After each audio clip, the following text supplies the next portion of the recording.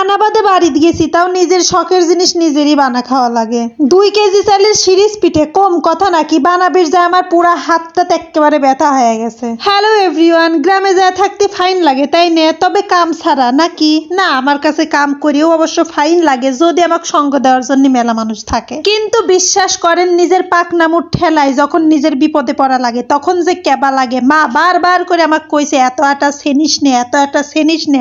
তারপরেও আমি 2 কেজি চাইলের আটা ছেনি লিছি পিঠে বানানোর জন্য। আমি কি জানি যে 2 কেজি চাইলের আটার এত পিঠে হবিনি। বানাবি যায় পুরা আমার হাতটা একেবারে ব্যথা হয়ে গেছে। তাও সিরিঞ্জে আমি খুঁজে পাচ্ছি না, বুঝছেন? দোকানদারের কাছে গেছি, দোকানদারও সিরিঞ্জ দিবি চায় না। বাড়িতেই 2টা সিরিঞ্জ ছিল, সেইটা দিয়েই বানাচ্ছি। তাও একটা দিয়ে বাইরে হয় না, আর একটা দিয়ে বানাচ্ছি। কেবা লাগে কন। আর এই যে হুটকুরি পুটকুরিরা আমাকে যে সাহায্য করতেছিল, অবশ্য আমিও তাগারে মতোই। কিসের জন্য করছি? তারাই যে সঙ্গ দিচ্ছে জন্য আমি বানাই একটু আরাম পাচ্ছি। খালি কি আমি একা বানাচ্ছি নাকি? এই যে আমার সাথে আমার আলিফ বুড়াও বানাচ্ছে। তবে লাস্টের দিকে যে আমি একটু রেগে গেছিলাম, কারণ এতক্ষণ ধরে বানাচ্ছি, হাতটা ব্যথা হয়ে গেছে। তারপরেও যদি সালপাল জ্বালাই তখন কি ভালো লাগে।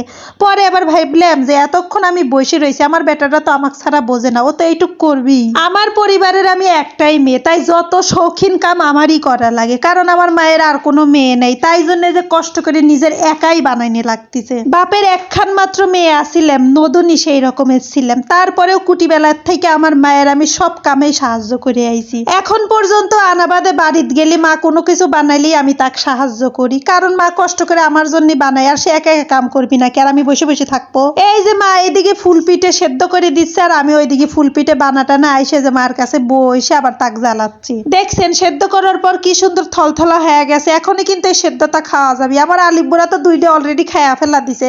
তো মা তুলে দিয়ে আমি বললাম আমি একটু বেশি সিদ্ধ করি, দেখি একটু ভিডিও টিডিও লিয়ে নেই। মানে আমার এইরকম শৌখিন কাম করতে ফাইন লাগে। আর পিঠে বানাইনি তো একটা শখের কাম, তাই না? পরের দিন আবার কি করছি জানেন? আবারও পিঠে বানাবির লাগছি। এবার হলুদ দিয়ে পিঠে বানাচ্ছি, মানে হলুদ সিরিজ পিঠে, বুঝছেন?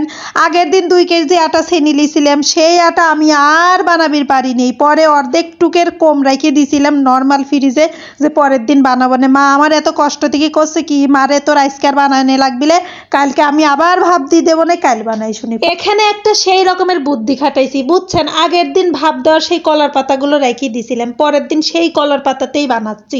আবার ওই গাছ থেকে কলার পাতা পাড়া কাটা, আবার সেইটা ধোয়া মোছা করা, মেলা ঝামেলা। তাই শর্টকাটে এই কাজটাই করছি। তবে যাই হোক, এতক্ষণ যে এত কষ্ট করলাম এই পিঠে বানানি শেষ করার পর, পিঠেগুলো যখন সবগুলো একসাথে দেখতেছি, তখন যে কি যে ফাইন শান্তি লাগতেছে। ভাব দেওয়ার পরে এই হলুদ কালারের সিরিঞ্জ পিঠে মনে হচ্ছে আরো বেশি হলুদ হয়ে গেছে। আজকে এই পিঠে বানানোর জার্নি এখানেই শেষ করি। আল্লাহ হাফেজ।